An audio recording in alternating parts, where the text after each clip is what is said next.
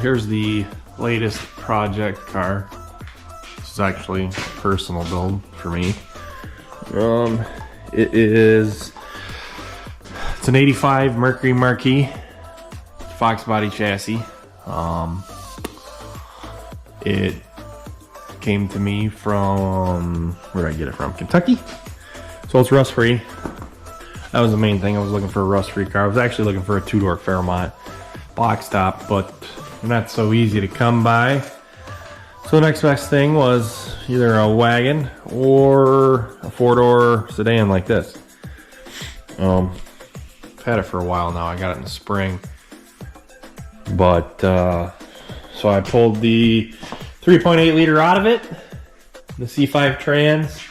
It's getting a COYOTE motor. I've got a Gen 3 COYOTE that I got from a friend. It is, I want to say, it's all stock. Got cam lockouts in it. I didn't really document any of that. Doing all that stuff, which was fun. First time, never doing any COYOTE shit.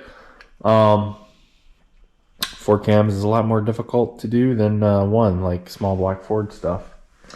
Which, there's old Blue's motor sitting over there. Just waiting for me to put it back together. Had a lifter fail on it. I don't know if it failed. Well, the roller failed.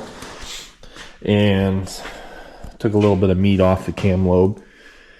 So I pulled it all apart to just clean the motor. Sent the lifters back to be rebuilt. New roller put on that one. Everything else checked out. But it's not hurt. Wasn't hurt bad. Just one little part made me tear it down. So I'm just putting bearings and rings in it just because.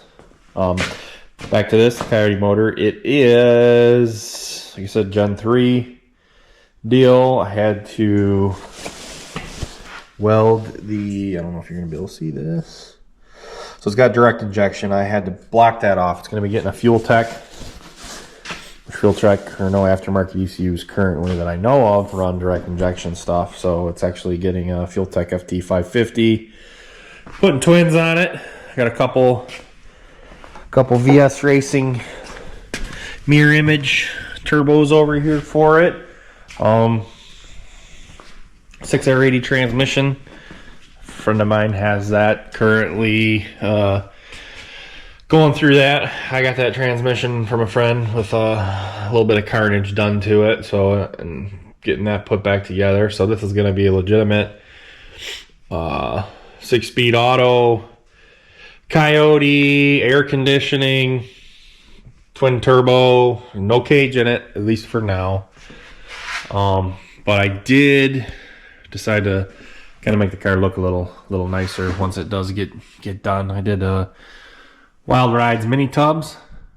Also decided, since I was in here and you got to cut most of this stuff out anyways, I bought Hammer Concepts, makes a torque box kit. It's like a DIY kit. It comes with all these flat plates. You basically have to put them together yourself. It doesn't come with the tubing. You have to bend the tubes yourself. Mock it up in the car and do it that way. Same with this upper. It comes all just flat plates. You got to do the tubing portion yourself, which I do a lot of that, so no big deal there. Saves you a lot of money if you're a DIYer and can do it yourself. So, mini tub. Got an 8.8 for it. This car did come with a 7.5 inch rear end from the factory, which is no good. So I got this 8.8 last year. Had brackets on it. Had some Racecraft multiple position lower control arm brackets. I cut all that stuff off. I also bought another kit from Hammer, very similar to like something you would get from Marty Marilat. All the bracketry, pretty trick stuff that he's got.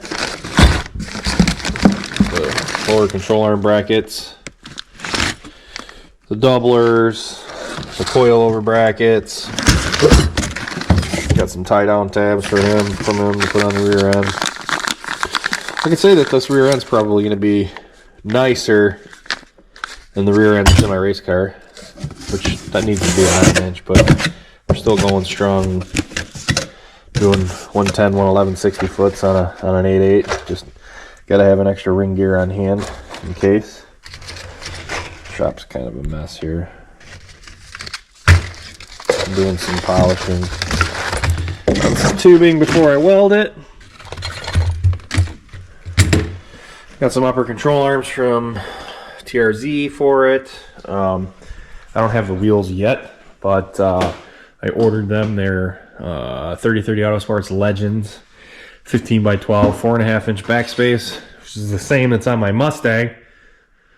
Kind of figured if I ever needed a flip-flop back and forth, I could use the wheels off of this with some slicks, or vice versa, be able to go back and forth.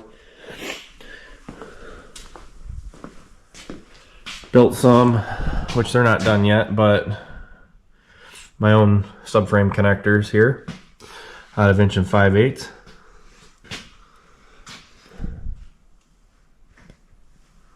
Got to plate those up and do those. They're not completely done yet. I'm going to do some seat bracket stuff to get those, but that's the way to go with these, is some tubular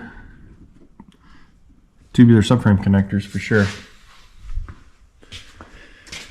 And that's about all I can think about right now. Gotta finish those up. I'm waiting on the wheels so I can measure for the rear end. 9-inch ends, 5/8 studs, all the bracketry. And I got a pile of parts for this thing over here. Circle D, Stage 2 or 2B, something, I don't know the damn names for these stupid converters. Rear end mounted anti-roll bar. It's not going to be on the frame, it'll be on the rear end with the links going up. Oh, it's going to keep stock fuel tank. I got this drop-in twin pump universal deal. Should be enough. This thing's going to run on corn. Only going to try and make maybe, I don't know, 700-800 horsepower with it. Just something I can cruise on the street. It's going to have AC, like I said. This car is super clean, though. Like, it was undercoated. Must have been originally. Which I'm trying to get all that off. I'm painting the bottom of the car with chassis saver. Just because I like the look of that versus this gray and nasty rubberized undercoating. But, yeah, should be sweet when it's done. Hopefully be having her out this spring. Maybe do some drag and drive stuff, the low slow class 11.0 stuff where I don't need a cage. Should be a good time. And I'll keep updating.